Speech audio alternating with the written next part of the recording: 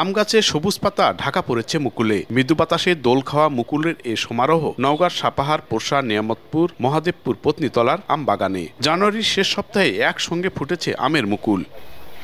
প্রকৃতিতে এবার শীতের প্রভাব কম, তাই অন্তত 15 দিন আগেই গাছে গাছে দেখা মিলছে মুকুল। পোকামাকড় ও রোগ থেকে বাঁচাতে আম গাছে বালাইনাশক স্প্রে করছেন বাগান মালিকরা। তীব্র তাপমাত্রা এবং যে কোল ইনজুরি সেখান থেকে এবার যথেষ্ট ভালো ভূমিকা ছিল পরিবেশের জন্য, যে কারণে আমের মুকুল বের হয়েছে।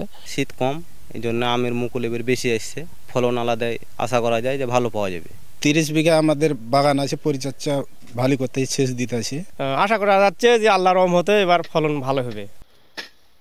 নওগাঁর সাপাহার, পোরশা, নিয়ামতপুর, পত্নীতলা, মহাদেবপুরে বেশি আম উৎপাদন হয় আম্রপলি জাতের। 5 থেকে 6 বছর আগে গড়ে তোলা এসব বাগানের ছোট ছোট গাছে বিপুল আমের যোগান দেয় জ্যৈষ্ঠের শুরু থেকেই। আবহাওয়া অনুকূলে থাকলে এবার আমের ভালো ফলনের আশা কৃষি বিভাগের। বিপর্যয় না হয় তাহলে গতবারের তুলনায় এবার গাছের মুকুল ভালো হবে, ভালো ফলন পাবো, আমরা সে আশা করতেছি। কৃষকদের যে পরামর্শ, আমের মুকুল ঝরা প্রতিরোধ করতে হবে এবং কিভাবে তার পরিচর্যা করতে হবে, আমরা কৃষকদের সার্বক্ষণিকভাবে পরামর্শ দিয়ে যাচ্ছি।